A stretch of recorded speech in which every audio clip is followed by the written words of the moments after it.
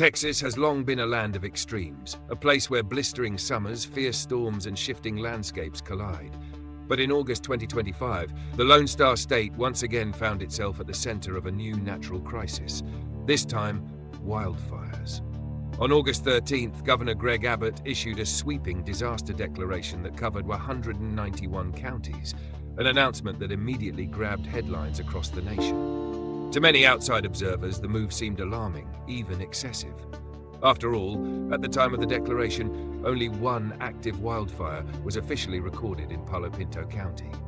But the truth is more complicated, and the reasoning behind Abbott's action reveals the serious escalating risks Texas faces. This part of the story focuses on the declaration itself, what it means, why it was issued, and why state officials believe it is necessary despite the relatively small number of fires on the ground at that moment. The first point to understand is the scale of the declaration. By extending disaster status to 191 counties, Abbott essentially placed 3/4 of the state under a legal umbrella that grants him and state agencies wide emergency powers. These powers allow for faster deployment of resources, simplified logistics, and immediate financial assistance. In practice, it means Texas can mobilize firefighting crews, aircraft, bulldozers, and even the National Guard without being tangled in long bureaucratic procedures. It is a way to cut through red tape before disaster spirals out of control. Critics may wonder why such an expansive declaration was necessary if only one wildfire was burning. But fire management officials, particularly those at the Texas A&M Forest Service, warned that conditions across the state were ripe for widespread ignition. Weeks of severe drought had turned fields and forests into tinderboxes. Afternoon temperatures repeatedly climbed past 100 degrees Fahrenheit, while low humidity and gusty winds created the exact recipe that wildfire scientists describe as critical fire weather. In other words, the state wasn't just reacting to one blaze in Palo Pinto County, it was bracing for the likelihood that dozens more could spark in a matter of days or even hours. Governor Abbott framed the declaration as a preemptive move, a way to get ahead of what could become a catastrophic fire season. In his statement, he pointed out that over a dozen wildfires had already broken out in recent weeks, and while most had been contained, their frequency signaled a worrying trend. He emphasized that the safety of Texans required a proactive rather than reactive approach. Waiting until multiple large fires were already raging would only put lives and property at greater risk. To grasp the weight of this decision, it's important to look at what the disaster declaration actually does. Under Texas law, such a declaration activates the state's emergency response framework. This includes coordination between the Texas Division of Emergency Management, the Forest Service, local county officials, and, if necessary, the federal government. It authorizes the use of state funds for disaster relief, gives permission to deploy resources across county lines without the usual restrictions, and allows emergency contracts for equipment and services. Essentially, it opens the door for Texas to treat wildfire conditions with the same urgency as a hurricane or major flood. Another significant aspect of Abbott's declaration is the ability to request federal assistance if needed. Once a disaster is recognized at the state level, Texas can apply for federal disaster aid, including support from FEMA. This could become critical if fires grow beyond the capacity of local and state crews to contain. In previous years, such aid has brought in specialized firefighting teams from other states, and even aircraft from federal agencies like the U.S. Forest Service. Still, the timing of the announcement raised questions. Some residents wondered if the governor was acting too early, given that large wildfires weren't yet visible on the news. But wildfire experts countered that this is exactly how effective emergency management works. By the time a megafire is spreading across thousands of acres, it's already too late to prepare. The whole purpose of a disaster declaration is to anticipate the danger and build readiness before the flames overwhelm local capacity. It is worth remembering that Texas has a history of devastating wildfires. The 2011 fire season remains etched in the state's memory, when a historic drought and relentless winds fueled more than 30,000 fires, burning over 4 million acres and destroying thousands of homes. Communities in Bastrop County in particular were nearly wiped off the map. That season showed how quickly conditions in Texas can turn from dangerous to catastrophic, and state leaders have since vowed not to repeat the mistakes of underpreparation. Abbott's 2025 declaration can be seen as part of that long-learned lesson. It's better to sound the alarm early than regret the consequences later. The announcement also reflects broader environmental realities. Texas is not only facing drought, but also an unpredictable climate pattern. The same state that just endured deadly floods in July is now staring at the threat of wildfires. Meteorologists call this weather whiplash. The rapid swing between extremes of wet and dry, fueled in part by shifting global climate conditions. For Texans, it means that resilience requires preparing for everything: floods, hurricanes, and fires, sometimes in the same summer. The Wildfire Disaster Declaration is one piece of that larger puzzle of adaptation. For residents in the declared counties, the immediate impact may not be obvious. Daily life may continue as usual, unless a fire actually breaks out nearby. But what the declaration gives them is reassurance that if the worst happens, resources are already mobilized. Local fire departments, many of which are small volunteer units, will not be left to fend for themselves. They will have the backing of state crews, aerial suppression teams, and logistical support. This can make the difference between a fire being contained at 200 acres or spreading uncontrollably across thousands. Politically, Abbott's move also signals leadership at a moment when Texans are keenly aware of natural disasters. With the memory of the July floods still fresh, an event that killed over 100 people, Abbott's administration is under pressure to demonstrate preparedness. By declaring a wildfire disaster early, he positions himself as proactive rather than reactive. Whether this translates into public approval remains to be seen, but the symbolism is clear. The state government is not waiting for tragedy to strike. In summary, Part 1 of this story shows that the Wildfire Disaster Declaration in Texas is about more than just one blaze. It represents a calculated step to marshal resources, reduce response times, and prepare for the worst in a state where the line between safety and catastrophe can shift overnight. It reflects both historical memory and scientific forecasting, as well as the realities of governing a vast and climate-challenged region. As we continue, the next sections will explore why Texas is increasingly vulnerable to wildfires, how these disasters affect communities, and what strategies might protect the state in the future. But for now, the focus is clear. Texas has sounded the alarm, and the clock is ticking. To understand why Texas leaders are taking wildfire threats so seriously in 2025, we need to step back and look at the deeper reasons the state is increasingly vulnerable. Wildfires are not new to Texas, but their frequency, intensity, and unpredictability have grown significantly over the last 2 decades. Part of the explanation lies in geography and climate. Another part lies in human development patterns. And still another part is linked to larger shifts in global weather systems that are reshaping life across the American South. Texas is massive, covering over 268,000 square miles. It is larger than many countries. Within that vast space are a wide range of landscapes: pine forests in the east, grasslands in the Panhandle, desert scrub in the west, and mixed oak woodlands in the hill country. Each of these regions has its own fire ecology, meaning natural cycles of growth, drying, and burning. In a healthy balance, small fires actually help ecosystems by clearing underbrush and making room for new growth. But when drought intensifies and human populations expand, those natural fire cycles can spiral into destructive megafires. One major factor today is drought. By mid-2025, much of Texas had endured months of below-average rainfall. Reservoirs and rivers fell to dangerously low levels. The U.S. Drought Monitor classified large swaths of central and northern Texas in severe to exceptional drought, the highest categories. Grass turned brittle. Trees shed leaves prematurely. Under such conditions, a single spark, whether from a lightning strike, a campfire, or faulty power lines, can ignite flames that spread with terrifying speed. Heat compounds the problem. Summer 2025 brought multiple stretches of triple-digit temperatures. These weren't just hot afternoons. They were record-breaking heat waves lasting for days. High heat bakes moisture out of soils and vegetation, creating perfect fuel for fire. When combined with humidity levels dipping into the teens and 20s, the state essentially becomes one giant powder keg. Fire weather scientists use a measure called the Energy Release Component, or ERC, which estimates how hot and intense a fire will burn given current conditions.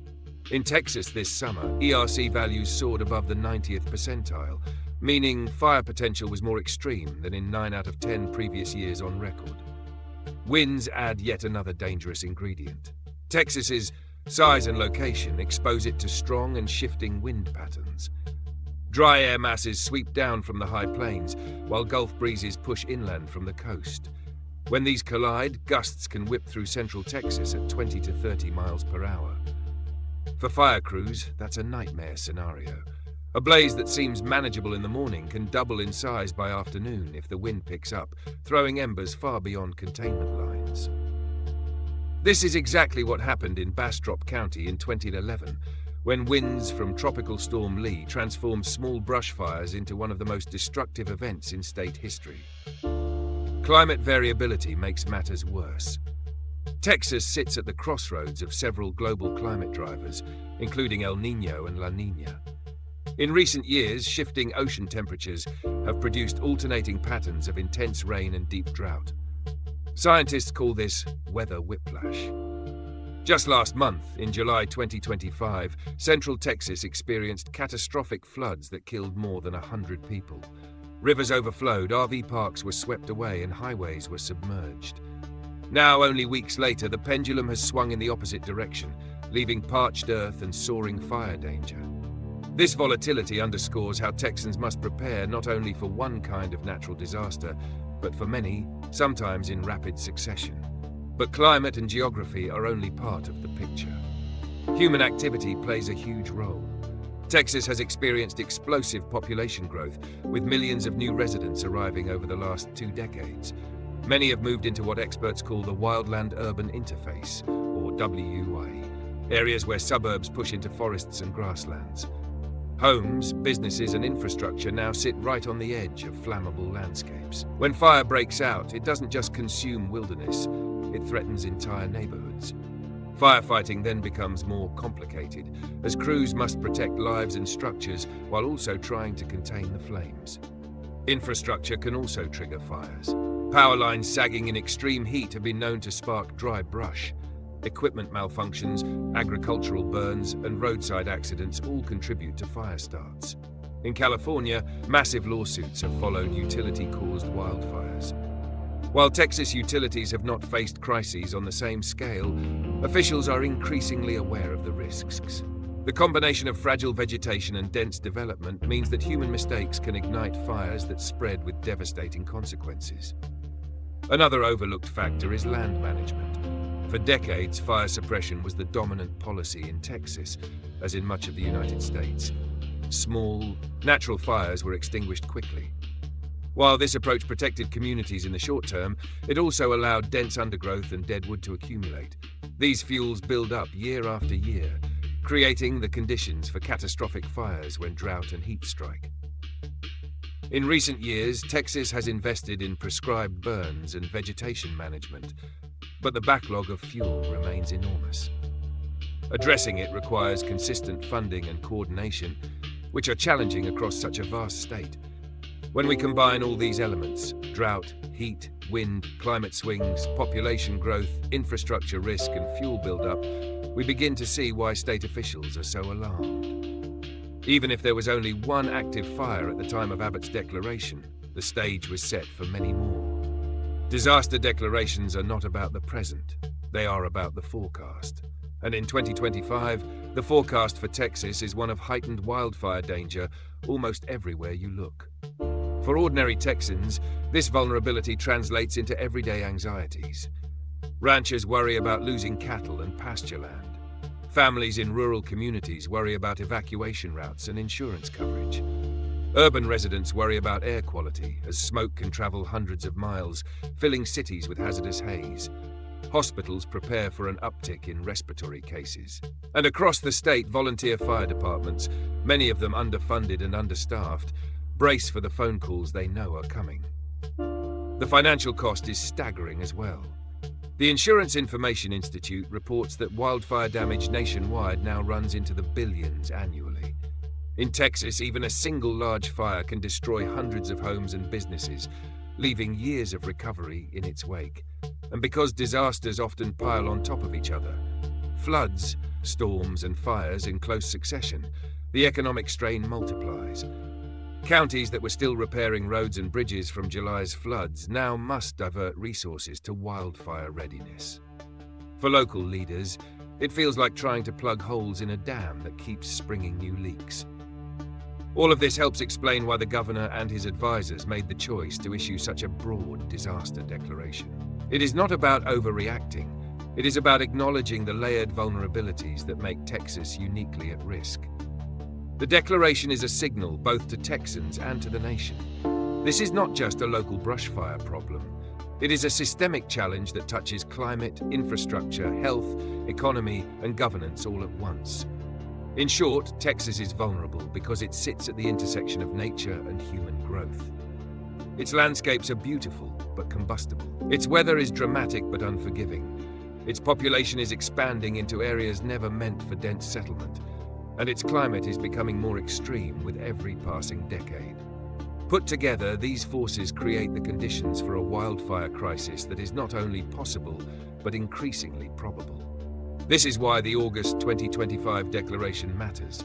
It's not simply paperwork. It is recognition of a state under pressure, a state where one spark could unleash a disaster. And it is the backdrop for everything else we will explore: the impacts on communities, the politics of emergency response, the history of past fires, and the uncertain path forward. When disasters strike, the statistics often make headlines first.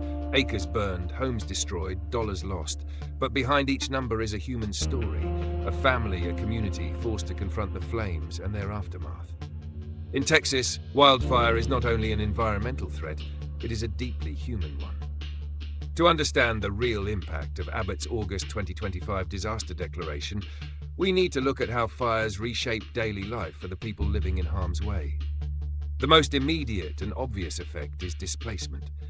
When a wildfire spreads toward neighborhoods, law enforcement and emergency crews issue evacuation orders.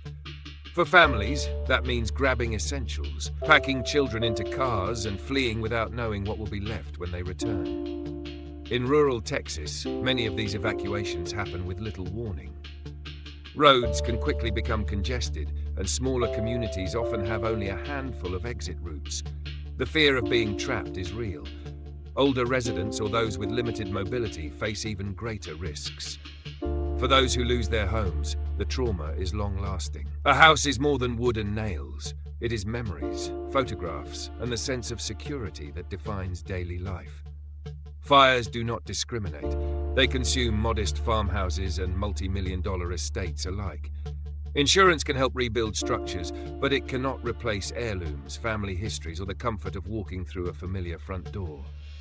After the 2011 Bastrop fire, some families waited years before they could fully return to normalcy. In 2025, residents know the same fate could befall them at any moment. Agriculture, a cornerstone of the Texas economy, is also hit hard. Ranchers lose grazing land when pastures are scorched.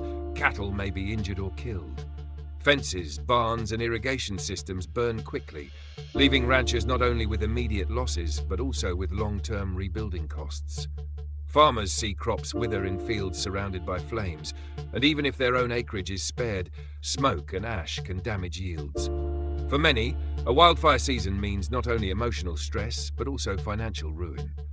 The environmental toll trickles down to people's health. Smoke from even a relatively small wildfire can travel for miles, blanketing entire counties in haze. For children, the elderly, and those with respiratory conditions like asthma, smoke is not just an inconvenience, it is a serious health hazard. Emergency rooms often see spikes in patients with breathing difficulties during fire season. Schools may close not because of flames, but because the air outside is too dangerous for children to breathe. In cities like Austin, San Antonio, and even Houston, residents hundreds of miles away from a blaze may wake up to orange skies and the acrid smell of burning wood. Water systems can also be disrupted. When vegetation burns, soils lose their ability to hold water. Subsequent rains can wash ash and debris into rivers and reservoirs, contaminating drinking supplies. Communities that rely on small local water sources may suddenly find themselves without safe tap water. Boil advisories become common, and bottled water must be distributed. These secondary effects often last long after the fire has been extinguished. The psychological burden is another layer of the crisis. Living under constant threat of disaster wears down resilience. Parents worry about keeping children safe. Business owners weigh the risk of investing in property that could vanish in a day. Volunteer firefighters, many of whom are neighbors rather than professionals, endure exhaustion and trauma as they try to defend their towns. Mental health experts warn of rising cases of anxiety, depression, and post-traumatic stress disorder in fire-prone areas. The scars left by wildfires are not always visible, but they run deep. Community infrastructure suffers as well. Roads can melt, bridges weaken, and power lines collapse. In some areas, communications are cut off, leaving residents isolated at critical moments. Local economies that depend on tourism, such as hill country wineries or camping areas, see businesses shuttered as visitors stay away. The ripple effect can devastate small towns that were already struggling economically.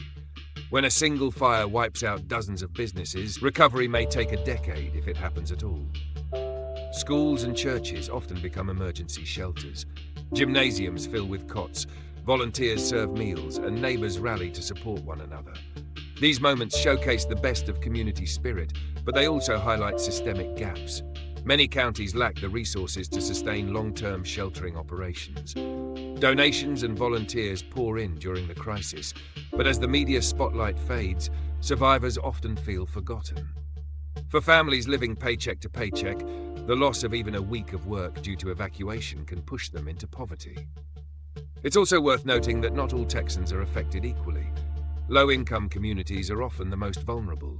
Mobile home parks, lacking sturdy construction and surrounded by open land, are particularly at risk.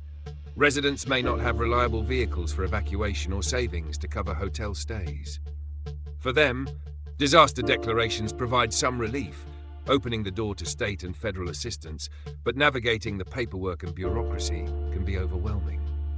Immigrant families, especially those with language barriers, may struggle to access aid altogether. Wildfires don't just consume land and homes, they reshape identity. In places like Bastrop, where the 2011 fires left scars still visible today, residents carry a collective memory of loss. Children who grew up during that time remember the smell of smoke, the images of neighbors crying as their homes burned.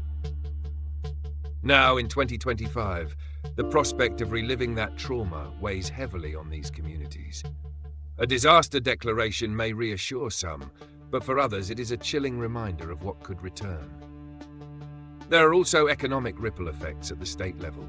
Insurance companies already under pressure from rising claims due to floods and storms may raise premiums or even withdraw coverage in high-risk areas. This leaves homeowners caught in a bind, unable to sell, unable to afford coverage, and constantly worried about the next spark. Local governments must balance budgets stretched by disaster relief, often cutting other services to cover emergency costs. For a state that prides itself on economic growth, wildfires pose a serious long-term challenge to stability. Yet in the midst of devastation, Texans often show remarkable resilience. Stories emerge of neighbors helping neighbors, of ranchers opening pastures to shelter displaced cattle, of churches distributing meals and clothing. Firefighters, many of them volunteers, work around the clock despite limited resources. The culture of self-reliance and mutual aid remains strong, but even the most resilient communities cannot withstand endless cycles of disaster without stronger systemic support. In short, the human impact of Texas wildfires cannot be measured only in acres or dollars. It is measured in lives disrupted, in health compromised, in communities fractured and rebuilt. Governor Abbott's declaration acknowledges these realities. It is not just about containing flames, it is about preparing for the social, economic, and emotional toll that inevitably follows. As the 2025 season unfolds, Texans know that every county on the disaster list represents people whose lives could change overnight. Understanding these human dimensions is critical. It moves the discussion beyond policy and climate data into the realm of lived experience. It reminds us that disasters are not abstract. They strike real people in real towns. And it is these stories, more than any statistic, that will define how Texas remembers the wildfires of 2025. Wildfires are not only natural disasters, they are also political events. Each blaze tests the systems of governance, the relationships between state and local leaders, and the public's confidence in authority. When Governor Greg Abbott declared a wildfire disaster across 991 Texas counties in August 2025, the decision immediately entered the realm of politics and crisis response. Understanding this dimension is essential, because in modern America, the management of disasters often shapes political reputations as much as it saves lives. From the governor's perspective, the declaration was a demonstration of leadership. By acting before flames spiraled out of control, Abbott positioned himself as proactive, someone who could anticipate threats rather than scramble in the aftermath. This distinction matters in Texas politics. The state has endured repeated natural crises in recent years.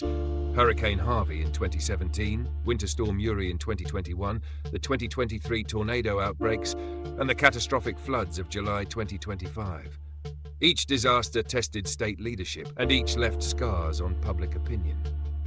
Abbott knows that hesitation in the face of crisis can define a governor's legacy for decades. At the same time, his decision also sparked debate. Supporters praised the move as a necessary precaution. They argued that disaster declarations exist precisely for these moments, when risks are high and swift mobilization is essential. Critics, however, raised concerns about the breadth of the declaration. Why extend it to 191 counties when only one active fire was burning at the time? Some skeptics suggested that Abbott was inflating the crisis for political optics, using emergency powers to bolster his image as a strong leader. Others pointed out that declarations open the door to state spending and questioned whether funds might be distributed unevenly. This tension highlights a recurring theme in disaster politics. The line between genuine preparedness and political theater is often blurry. Governors and presidents alike must balance the need to reassure the public with the risk of appearing alarmist. Declaring an emergency too late looks incompetent. Declaring one too early can look opportunistic. Abbott's decision sits at this crossroads, and how events unfold in the weeks ahead will determine whether it is remembered as foresight or overreach. At the operational level, the declaration activated Texas Emergency Response Network. The Texas Division of Emergency Management, TM, became the central hub, coordinating with the Texas A&M Forest Service, local county judges, and regional fire departments. TDM has decades of experience managing hurricanes, floods, and fires, and it follows a standardized incident command system. When the governor issues a disaster declaration, TDM can immediately access state funds, pre-position firefighting resources, and direct aid where it is most needed. The Texas A&M Forest Service plays an especially critical role. It is the state's primary wildfire agency, staffed with specialists who monitor fire weather, conduct prescribed burns, and lead suppression efforts. With the declaration in place, the Forest Service can mobilize crews across county lines, bringing reinforcements from safer areas into zones of high danger. They also coordinate aerial firefighting assets, planes and helicopters that drop water or fire retardant on advancing flames. Without a statewide declaration, such coordination would face legal and logistical delays. The National Guard also stands ready under this framework. Wildfires often require more manpower than local fire departments can muster, particularly in rural counties where firefighting is largely volunteer-based. Guard units can provide helicopters for reconnaissance, trucks for evacuation, and even boots on the ground to help cut fire lines. During past disasters, such as the 2011 Bastrop fire, Guard soldiers played a decisive role in keeping fires from overrunning towns.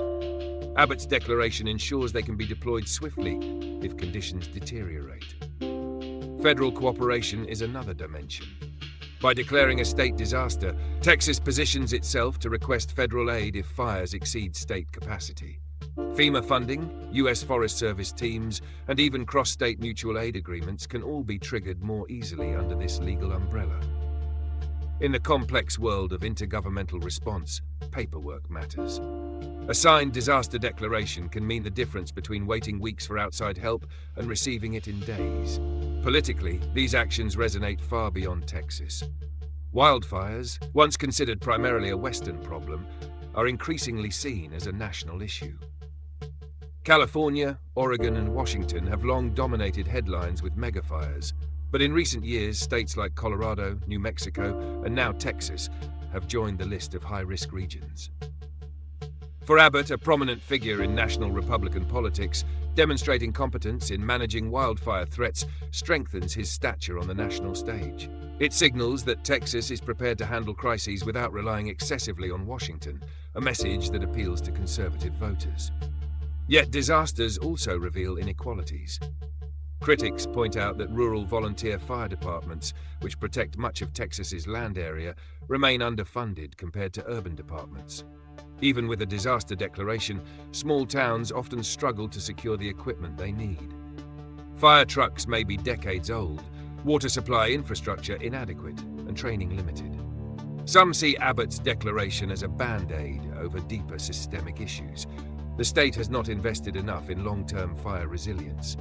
For them, true leadership would involve not only emergency declarations, but also sustained funding for prevention and preparedness. Crisis response is also a test of communication. In disasters, rumors spread quickly. Residents need accurate, timely information to know when to evacuate, where to find shelters, and how to protect their families. Governors play a central role in shaping this narrative. Abbott's declaration was accompanied by public statements urging vigilance and preparedness. But the effectiveness of that message depends on whether it reaches the people most at risk. Language barriers, lack of internet access, and distrust of authorities can all hinder communication. In the chaos of a wildfire, missed messages can mean lost lives. Another political layer involves the balance between state and local authority. In Texas, county judges and commissioners are often the first to declare local disasters. Some local leaders welcome the governor's broad declaration, seeing it as reinforcement of their own efforts. Others worry about state overreach, fearing that resources may be directed away from their counties toward larger population centers. Managing these dynamics requires careful diplomacy, ensuring that no region feels abandoned, while also prioritizing the areas of greatest danger. Abbott's disaster declaration also intersects with broader debates about climate policy. While the governor has historically been cautious about linking extreme weather to climate change, many scientists and advocacy groups insist that rising global temperatures are driving the severity of droughts and fires. For environmentalists, the declaration is a stark reminder that ignoring climate risks is no longer an option. For Abbott, the political challenge is to address immediate emergencies without alienating constituencies skeptical of climate science. This tension is not unique to Texas. It plays out nationwide whenever leaders respond to disasters with clear climate fingerprints. Ultimately, crisis response in Texas is a balancing act between logistics and politics, between saving lives and shaping narratives. Abbott's wildfire disaster declaration underscores how governance operates under pressure. It shows the power of a single signature to mobilize agencies, unlock funding, and prepare millions of people for what might come.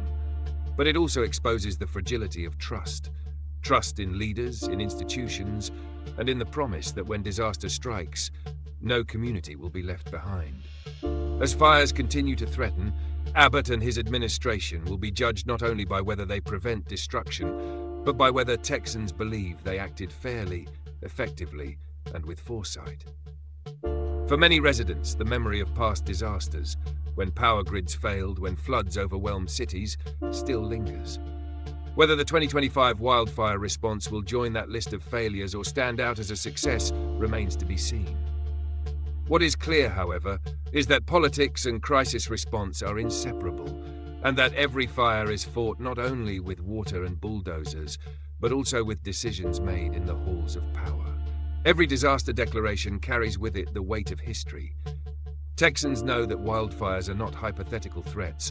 They are lived experiences that have scarred landscapes and reshaped communities. To fully understand why the state reacts so strongly to fire danger today, we must revisit some of the most destructive wildfires in Texas history. These events, stretching from the early 2000s to the present, provide lessons that guide current policies and remind residents of just how devastating fire can be. Perhaps the most infamous wildfire season in Texas occurred in 2011. That year, a record-breaking drought gripped the state. From November 2010 to October 2011, Texas experienced the driest 12-month period since record-keeping began. Crops withered, reservoirs shrank, and vast stretches of grassland turned to brittle fuel. When high winds swept across the state, fires ignited almost daily. By the end of the season, more than 30,000 wildfires had burned over 4 million acres. It remains the most destructive wildfire year in Texas history.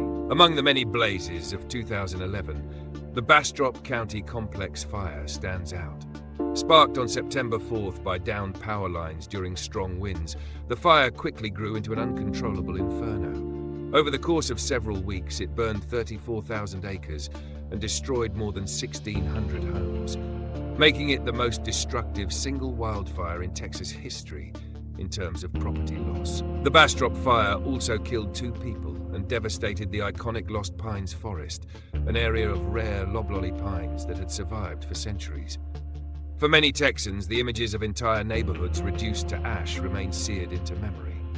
The Bastrop fire revealed the vulnerabilities of both natural landscapes and human infrastructure.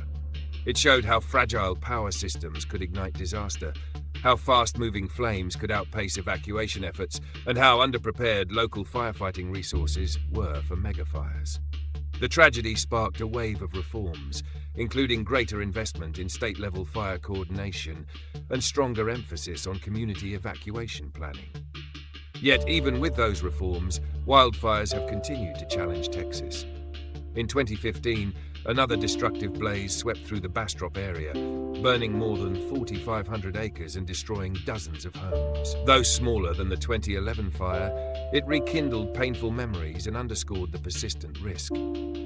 Each time fire returned, it became clear that the scars of the past had not fully healed, and that rebuilding did not erase vulnerability. The Panhandle has also faced repeated devastation.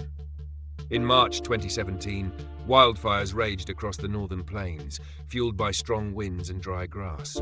Those fires killed 7 people and burned nearly 500,000 acres. Ranchers lost thousands of cattle, and families mourned loved ones who were trapped while trying to move livestock to safety. The fires highlighted the dangers faced by rural communities, where vast open spaces provide fuel for flames to spread unchecked, and where firefighting resources are often stretched thin. More recently, in March 2022, the Eastland Complex Fire west of Dallas burned over 54,000 acres and killed 1 person. The fire destroyed more than 140 structures and forced thousands to evacuate. What made the Eastland fire particularly alarming was its proximity to heavily populated areas, raising fears that major urban centers could one day be threatened by wildfires once considered a mostly rural problem. Even in 2023 and 2024, smaller but still significant fires continued to strike. In 2023, multiple fires in the hill country consumed ranchlands and forced evacuations. In 2024, high winds spread flames through parts of East Texas, threatening pine forests and small towns alike. These incidents may not have reached the catastrophic scale of 2011, but they reinforced the lesson that wildfire risk is not an occasional anomaly, it is a recurring challenge. And then, in 2025, 2 fires earlier in the year served as warnings before Abbott's August disaster declaration. In March, a blaze in the Sam Houston National Forest consumed nearly 2,400 acres, requiring extensive firefighting efforts. In July, a 160-acre fire broke out near Port Bolivar, alarming residents along the Gulf Coast who were more accustomed to hurricanes than wildfires. Though contained, both fires underscored that risk was statewide, stretching from forests to coastal marshlands. The cumulative impact of these fires has been immense. Economically, wildfires have cost Texas billions in property damage, lost livestock, and infrastructure repairs. Ecologically, they have altered landscapes, reduced biodiversity, and increased erosion and flooding risks. Socially, they have left communities traumatized, with some families still rebuilding years after losing everything. Each fire season brings new stories of resilience, but also new reminders of how fragile human settlements are in the face of nature's fury. From these historical events, several lessons emerge. First, prevention is critical. Power line safety, vegetation management, and public awareness campaigns all reduce ignition risks. The Bastrop fires, both in 2011 and 2015, showed how vulnerable communities are when preventive measures lag.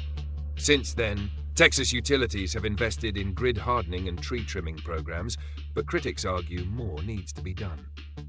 Second, resources matter. Rural volunteer fire departments, though heroic, often lack the equipment to battle large fires. State and federal reinforcements can help, but only if mobilized quickly. The Eastland Complex fire in 2022 demonstrated how delays in resource deployment can allow flames to spread uncontrollably. Abbott's 2025 declaration reflects this lesson. By declaring early, the state positions itself to surge resources before disaster peaks. Third, communication saves lives. Evacuation warnings must be clear, timely, and accessible to all communities. In 2017, several victims in the Panhandle fires died because they were caught on rural roads trying to escape at the last minute. Better coordination between local officials and state emergency managers can prevent such tragedies. Advances in mobile alerts and social media have improved communication, but gaps remain for residents without reliable technology or English fluency. Fourth, resilience requires long-term planning. It is not enough to fight fires as they come. Communities must build in ways that reduce vulnerability. This includes adopting fire-resistant building materials, creating defensible spaces around homes, and limiting development in high-risk zones. Some Texas counties have begun incorporating wildfire risk into zoning and planning, but implementation is uneven. Balancing economic growth with safety remains one of the state's greatest challenges. Finally, historical perspective reinforces the importance of memory. Communities that have lived through fires are often more prepared for the next one. Bastrop residents, for instance, are vigilant about evacuation routes and fuel management. But for newcomers, especially in fast-growing suburban areas, the risk may feel abstract until disaster strikes. Public education is key to ensuring that memory of past fires translates into action before the next one arrives. In many ways, Abbott's 2025 disaster declaration is a direct product of this history. It is a recognition that Texas has been burned before, literally and figuratively, and cannot afford complacency. The scars of Bastrop, the losses in the Panhandle, and the repeated flare-ups across the state all serve as warnings. For leaders, the lesson is clear. Treat fire as an inevitability, not a possibility. For residents, it is a reminder that preparedness is not optional. As Texas looks to the future, the weight of these historical fires shapes every decision. Each blaze teaches something new, but together they tell a consistent story. That in a state as vast and volatile as Texas, wildfire is not a question of if, but when. Abbott's declaration is the latest chapter in that story, one that builds on decades of painful lessons and hard-earned wisdom. Looking forward, the Wildfire Disaster Declaration of August 2025 is not only about the present, it is about the future of Texas. With climate extremes accelerating, population growth continuing, and ecosystems under pressure, the question is not whether Texas will face more wildfires, but how well it will withstand them. This final part explores the paths ahead, the strategies, the challenges, and the collective responsibilities that will define the state's resilience. The first reality Texans must face is that wildfire season is no longer confined to a predictable window. Historically, most large fires struck in late summer or early fall, when heat and drought peaked. But in recent years, fires have ignited as early as February and as late as December. The Sam Houston National Forest fire in March 2025 is a stark reminder that risk is now year-round. For communities, that means preparedness cannot be seasonal, it must be constant.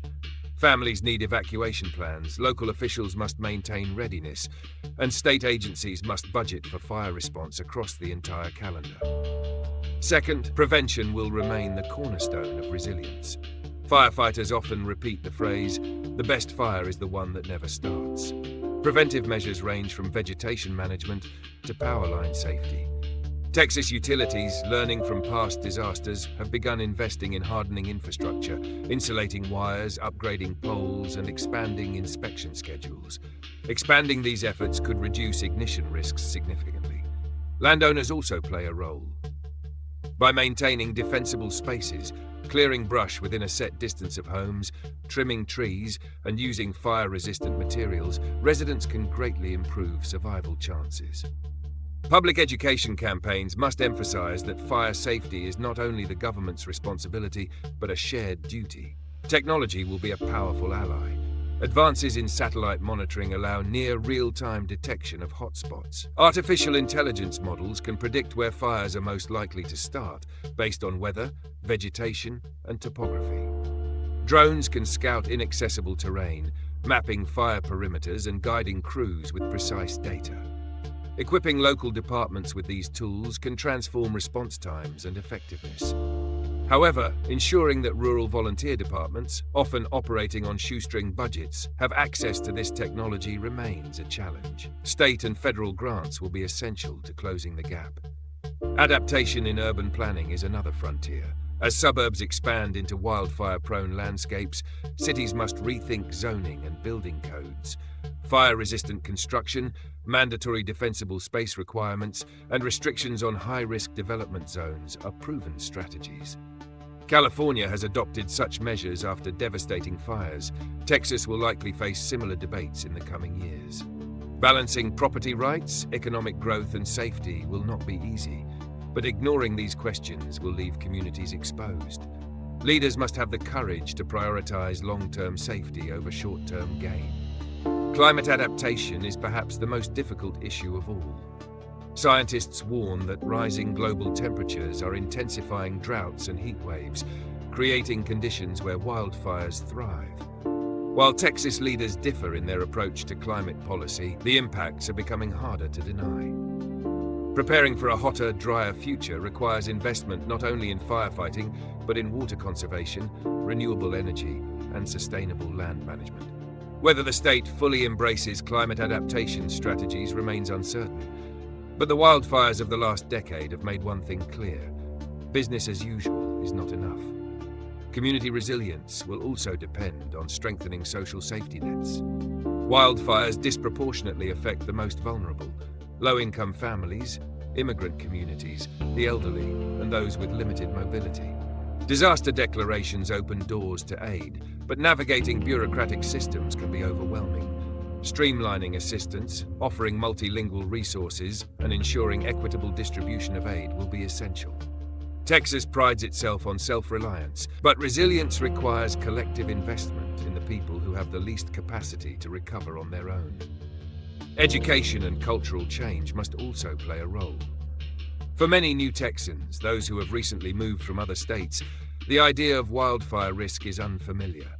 Public schools, local governments, and media outlets can all help cultivate a fire-aware culture, where every resident understands evacuation routes, basic safety practices, and the importance of preventive measures. Just as Gulf Coast residents grow up learning how to prepare for hurricanes, Central and Western Texans may need to adopt a similar mindset for wildfires. Financial planning is another critical piece. Insurance markets are already shifting in response to wildfire risk. Some homeowners face skyrocketing premiums, while others struggle to find coverage at all. If insurers withdraw from high-risk areas, property values could collapse, trapping families in unsellable homes. Policymakers will need to consider mechanisms to stabilize insurance markets, whether through state-backed risk pools, incentives for mitigation, or federal partnerships. Without action, the economic fallout of wildfire risk could rival the physical damage of the fires themselves. At the state level, political will remains the determining factor. Governors, legislators, and local leaders must decide whether to treat wildfires as episodic crises or as long-term structural challenges. Disaster declarations are important, but they are only the first step. Sustained investment in prevention, training, and infrastructure is what will determine whether Texas can break the cycle of disaster and recovery. That requires bipartisan cooperation and a willingness to prioritize resilience even when the immediate danger fades from the headlines. On the ground, Texans themselves remain the front line. Volunteer fire departments will continue to play an outsized role in protecting rural areas. Farmers and ranchers will continue to manage lands in ways that either reduce or amplify fire risk. Families will continue to make choices about where to build, how to prepare, and how to respond when the sirens sound. The character of Texas, its independence, its community spirit, its stubborn resilience, will remain its greatest defense. But character must be matched by resources and planning. Heroism alone cannot hold back flames. Ultimately, the future of Texas in the age of wildfires will be defined by a mix of realism and hope. Realism acknowledges that fires will come, that they will be bigger, faster, and more destructive than many in the past. Hope lies in the belief that through preparation, adaptation, and solidarity, Texans can withstand and recover from these challenges. The August 2025 disaster declaration is both a warning and a promise. A warning that risk is high, but a promise that the state will not ignore it. As this chapter of Texas's story unfolds, residents will watch the skies, monitor alerts, and live with a heightened sense of vulnerability. But they will also carry the lessons of Bastrop, Eastland, the Panhandle, and countless smaller fires. Those lessons remind them that fire is both an enemy and a teacher, an enemy that destroys, but a teacher that demands vigilance, adaptation, and courage. For now, the state waits, prepared as best it can, hoping that the worst does not come, but knowing that if it does, Texans will face it together. And in the end, perhaps that unity, neighbors helping neighbors, communities rising after devastation, will be the truest measure of resilience in a land where fire will always be part. And want to stay informed about the world's most urgent disasters? Don't forget to subscribe to Crisis Lens. Your support helps us continue bringing clear analysis and updates on events that shape lives and communities. Please take a moment to like this video to boost its reach and share it with friends, family, or colleagues who need to understand what's happening. Every view, every click, and every share makes a real difference in raising awareness. Join us at Crisis Lens, where we shine a light on today's global crises.